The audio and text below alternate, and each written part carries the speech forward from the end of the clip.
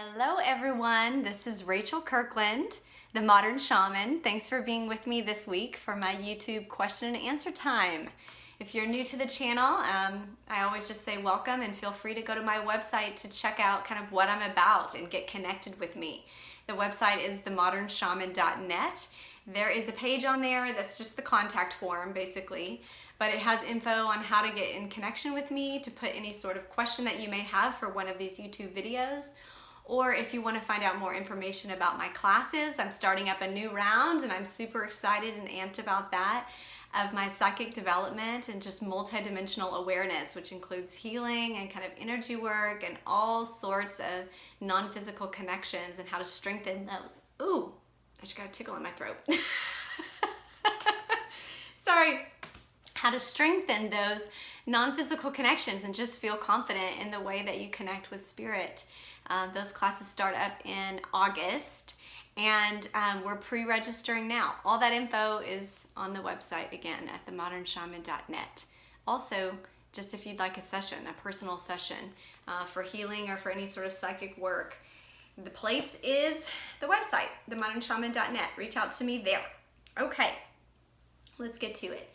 So the question for today, Rachel, I have been a Christian and grown up in a Christian household all my life. And I have begun to awaken to broader awareness. Maybe I always was aware, but it seems like recently I've had trouble. How have you learned to best handle being around others who don't want to hear what you have to say or don't want to awaken? I'm having trouble with that. It's almost like I'm distancing myself from my family and those who feel like they disagree. Yes. Whew, mama. We have all been there.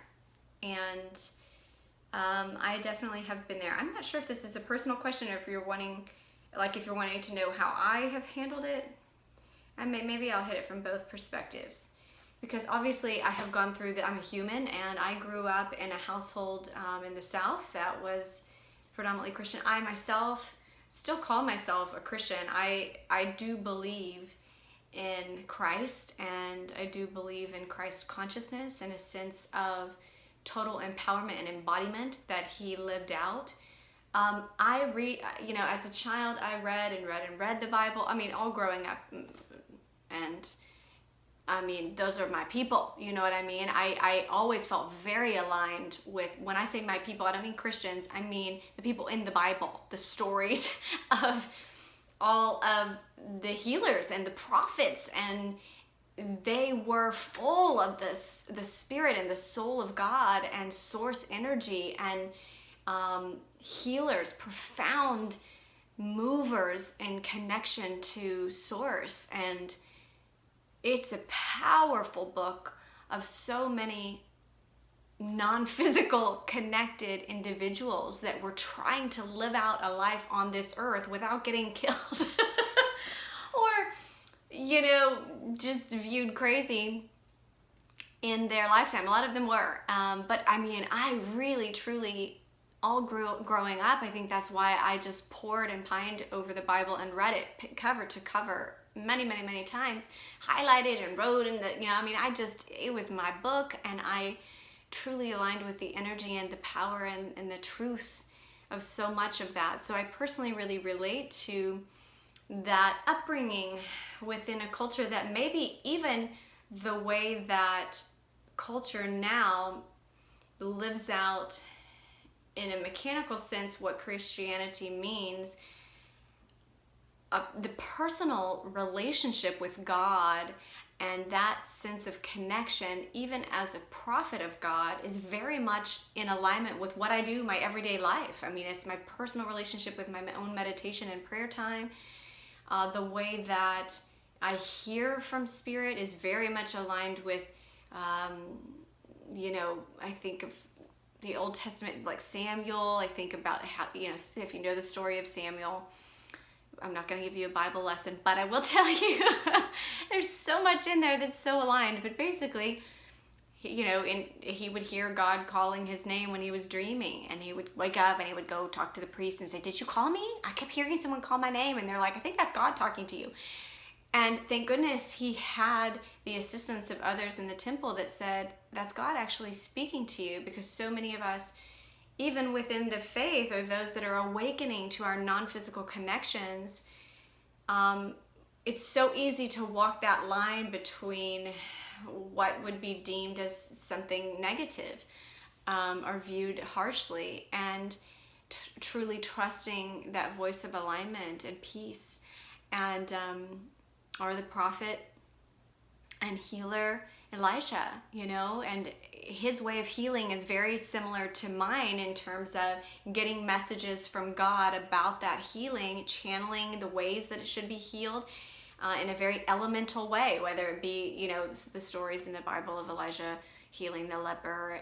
He tells him you need to go wash in this water, and you need to do it this many times, and you need to, the 7 times, and there's definite sacred numbers and geometry in the way he was supposed to stand, and all of this in the way he was supposed to wash, and then he was healed of leprosy. It's similar to the way I channel a lot of my healings, whether it be me directing others to do it for themselves in some sort of ritual or ceremony like he was directing, or here in the office.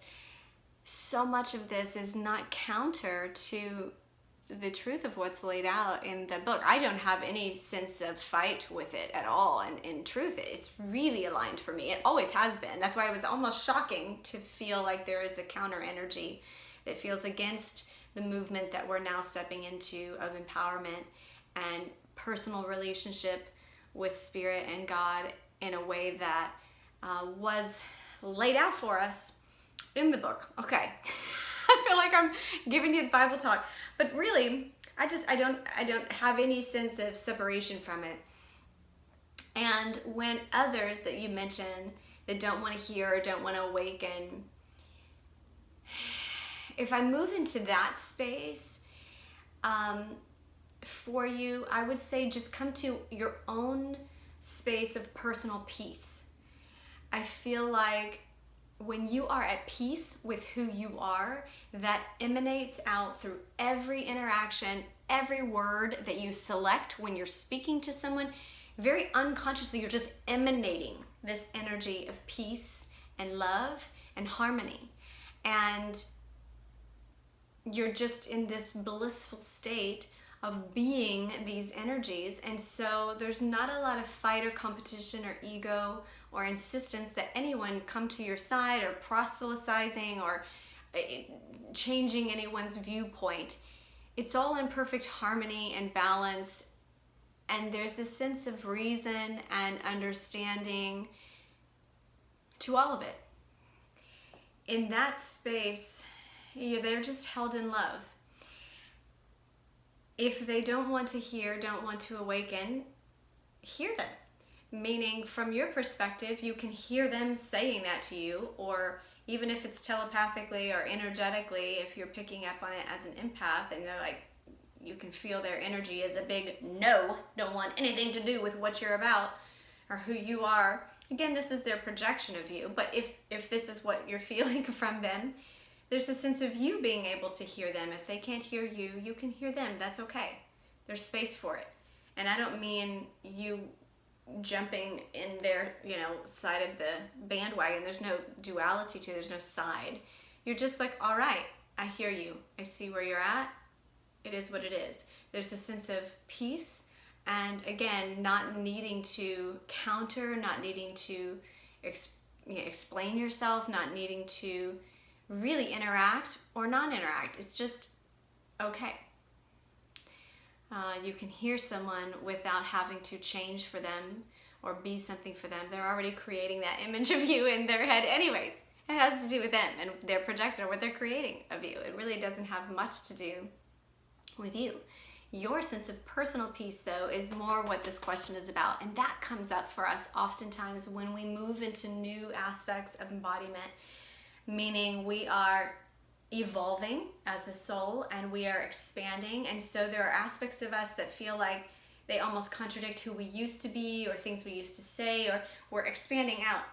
It's multidimensional, so it's never like it squashes or gets rid of the old you. They just continue to expand like this sphere that's going in many multidimensional directions all at the same time. It just keeps going. ever expanding. So in that space, it's more really about you aligning with your own personal peace with who you are. Can you accept, embody, absorb, and be in your own sense of peace with all those aspects of you, right? With aspects of you that you feel are judged, with aspects of you that whatever it may be. And sometimes that does come with a sense of distance. You brought this up, like I feel it's almost like I'm distancing myself from them. If that has a natural occurrence of energetic distance, that's okay. Then you have to come to a space of personal peace within yourself. And that did happen. That's part of my own story as well. There were people that were really offended and very repulsed by certain things that I would say or be, or pieces of my marketing or whatever, when I started to do things more in the limelight and stand a little bit more on a platform and speak from that space, which is just a platform, it's just a space, it's just a marketing. Those things are not, they don't change my core soul. They don't have any sense of like change of my essence, but they can be triggers for some people. And so some people naturally started to fall off in the distance. And I say some people, some of those were family members, some of those were really close to me in certain circles and certain dynamics. And as that happens, then I had to come back to my sense of center. Am I still able to find peace when people don't like me? When people don't want to hear what I have to say? That became a personal journey in my own evolutionary state. Really wasn't about them, just like their projections on you really aren't about you. It became about me finding a sense of peace with rejection, absorbing that aspect of source energy, that expression of what rejection feels like, and being okay, or letting myself go there and letting myself absorb that in a loving way. Love to me always feels absorbent. It's just the way I process that energy. Some people don't process it that way, but for me, it feels like a sponge. I'm able to, when I love something or love an aspect of myself or love a experience or memory or whatever, it feels like I'm able to soak it up. I have no resistance or fight, no countering energy to it. And in that point, even when they're distancing, it's strange because the love can absorb that experience enough to where it's no longer experienced really as rejection. I've already absorbed the rejection. You know what I'm saying? I've already loved on it enough to where I've kind of soaked up the marrow of the experience, and it's a part of me. And it may be a wounded, what some people call wounded part, or a sad part, or a depressed part, but it's a part of me that I see and I accept and I love. And therefore I have no fight, I have no problem with it. It moves into, again, a bigger and bigger aspect of the self, a more evolved, larger, multidimensional sense of who you are. So in that question of like, how have I learned to best handle it? I've learned to personally process what I'm experiencing. It becomes, again, like a more and more personally involved experience of you aligning with your sense of truth, your sense of peace, your sense of strength, coming back to those core sense of self. And by self, it's not ego self, it's your true core, which is in alignment with love and God energy. So coming back and back and back to that point, and then letting those other peripherals, whether they be people or situations or environments, be. Letting them be. With their own sense of perfection, with their own sense of wisdom and relevance and purpose, and kind of viewing it from that perspective. It takes practice. It's not like something overnight shifts. And I'm not saying you don't experience a sense of pain or loss or grief. Those things are just absorbed. They are accepted. They are not vilified as bad experiences. Instead, they are understood for the wisdom that they allow for you. The lesson garnered, the energy that source is giving to you through those experiences is also a gift.